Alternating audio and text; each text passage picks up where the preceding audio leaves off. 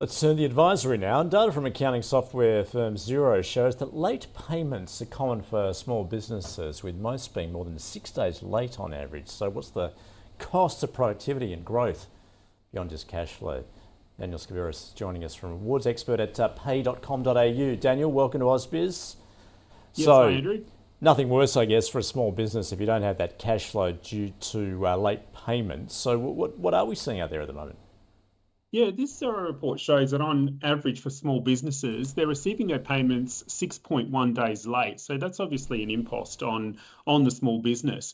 It provides extra expenses that they need to incur, such as chasing late payments, sending reminders, trying to find those mismatched invoices. So all these things take away from the business's ability to look at strategy, to look at how they're going to acquire new customers, and instead focus on just trying to get that revenue in that they should have got anyway. Well, when you talk about strategy, what is the current strategy that perhaps those businesses, the mistake they're making there in current payment practices, which leaves them with what you would term an invoice trap, as you term it?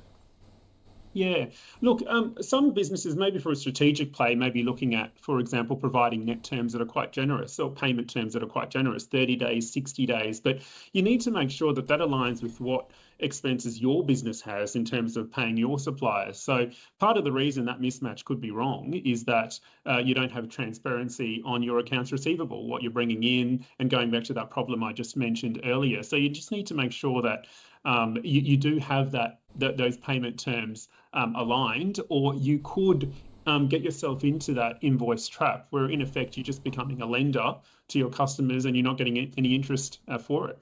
All right, so what are some of those payment solutions they can employ to get their cash flow moving and I guess to strengthen their position, particularly as we head into the end of the financial year?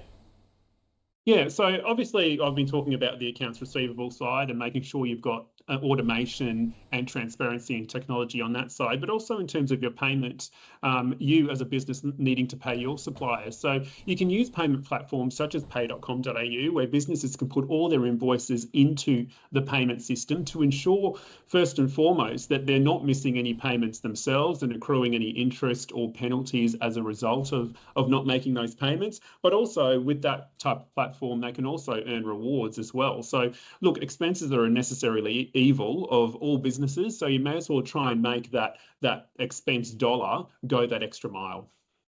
Now, clearly in this space, we're seeing the increased adoption of technology, particularly AI. So how can businesses integrate that and streamline their payments processes?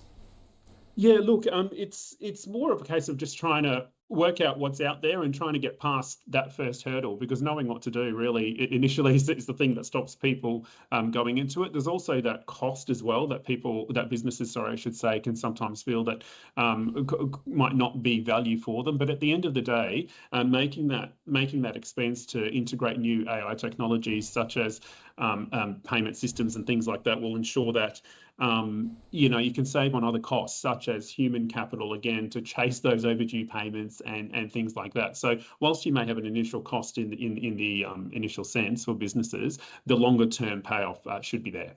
All right, overall, as I mentioned, as we head towards the end of the financial year, what other issues should a small business be considering to strengthen their position? Look, it's to try and get that extra dollar, right? That extra mile. So you want to make sure that first you've got your expenses down to the necessities, so that there isn't any fat in your expenses for running your business. But again, using a payment platform such as pay.com.au, for example, where again expenses are necessarily evil. So ensuring that you're getting rewarded for that is a good way to strengthen that position.